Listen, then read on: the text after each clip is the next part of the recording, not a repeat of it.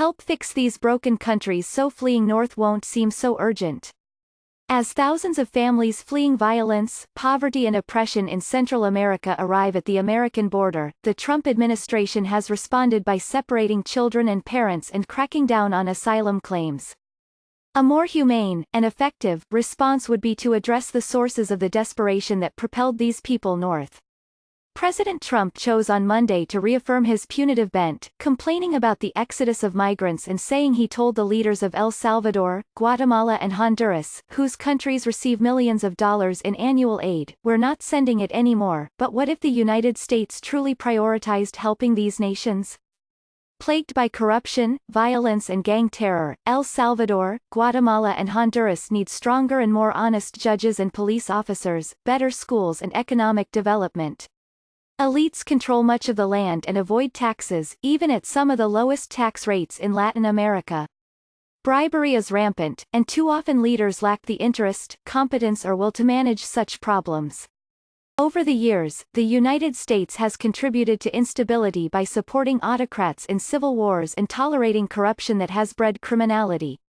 In 2017, Washington recognized the results of the Honduran presidential election days after the Organization of American States called for new elections because of voting irregularities. The United States has also invested in Latin America for decades to promote democracy and economic and social development.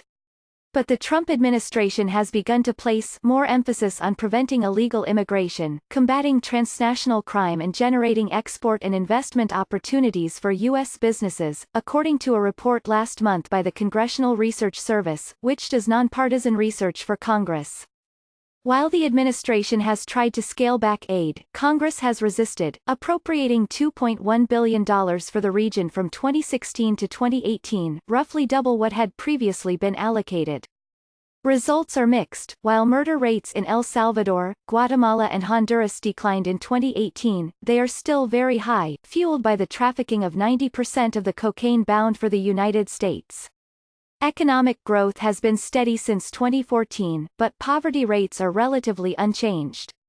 While officials have pursued criminal cases involving presidents and other leaders, opposition from political and economic interests threatens to upend their work. But there are reasons for hope. A 2014 study found that community-based programs to reduce crime and violence in Central America, run by the United States Agency for International Development, reported 19% fewer robberies and 51% fewer murders. Other programs, also funded mainly through USAID and the State Department, help vet police officers, get them to work more closely with communities, identify youth prone to violence and work to change their behavior.